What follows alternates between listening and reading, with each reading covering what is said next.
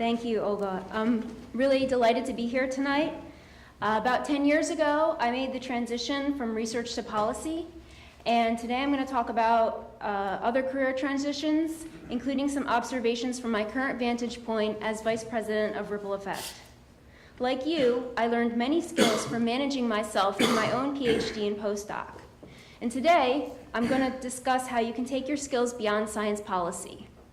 For me, the next step, the beyond, means working in the private sector in a project management consulting firm. At my firm, we love to hire former researchers and policy fellows, and we've identified some desired career skills from our most successful hires. When I started my policy fellowship at NIH, the NIH director had just been publicly challenged to do something about a National Academies report. He created a working group, and I was the staffing support.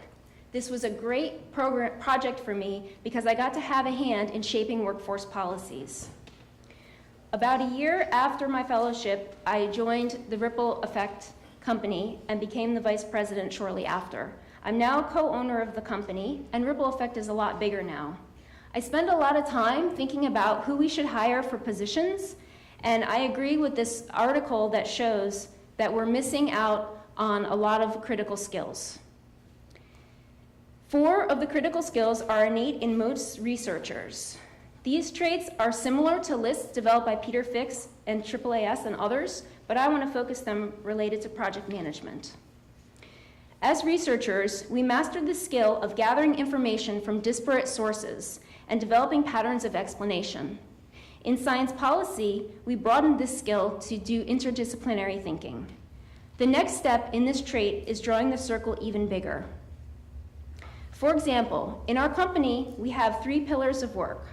Our main pillar is program and policy, and it's supported by communications and marketing and research and evaluation. We like to hire people who can work across all 3 pillars. Like many of you, my natural inclination is to study a problem and write about it, but sometimes our clients need more than that. In a recent project, I worked with NIH co-authors to develop a manuscript for academic medicine on workforce issues. In addition, we wanted to focus on questions such as, why should the public care? And I had to broaden my thinking to the communications and marketing discipline. My team and I came up with these graphics that bridge the distance. In problem solving, we learn to work with ambiguity in research. We become comfortable with suspending judgment until we have collected all the data we need. In policy, researchers learn to translate that skill to being open-minded and able to generate alternatives.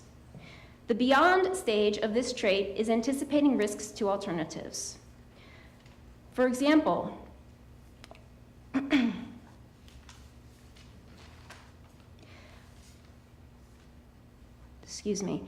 Ripple Effect is currently double about the size that is shown in this photo, and as we're getting bigger, it's important to rely on others to make their own mistakes as well as accomplishments.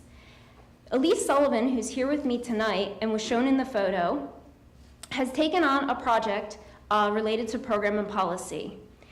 She was able to make her own mistakes and her own accomplishments and accomplish the messages shown here from feedback from the applicants. And this is something that wouldn't have been able to accomplish if I hadn't let Elise blossom on her own.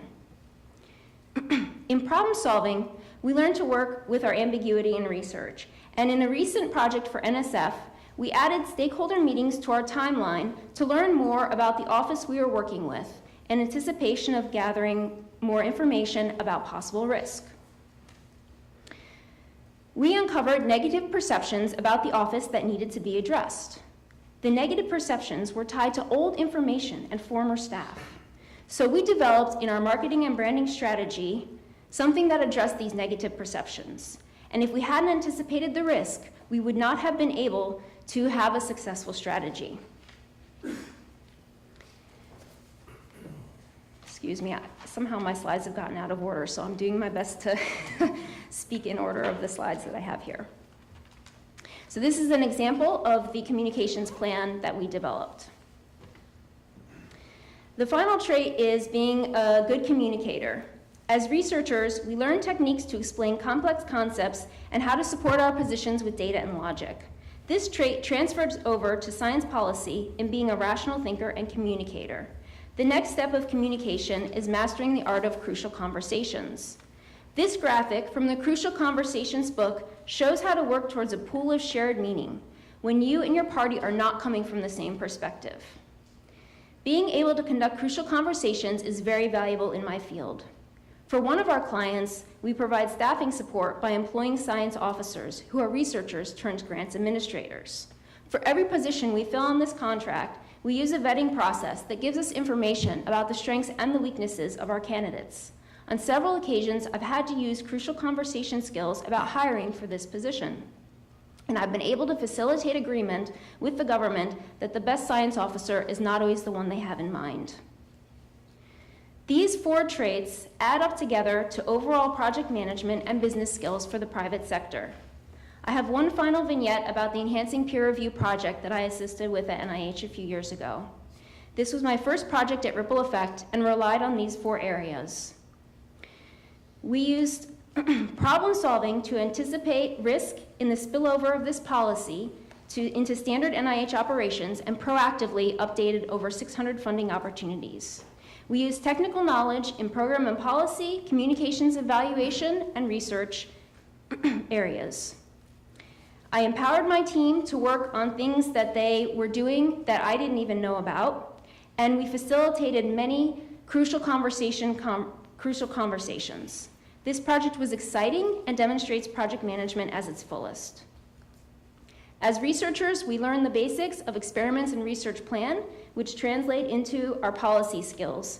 And the final realization of project management is to manage projects that belong to others and succeed in them. Thank you.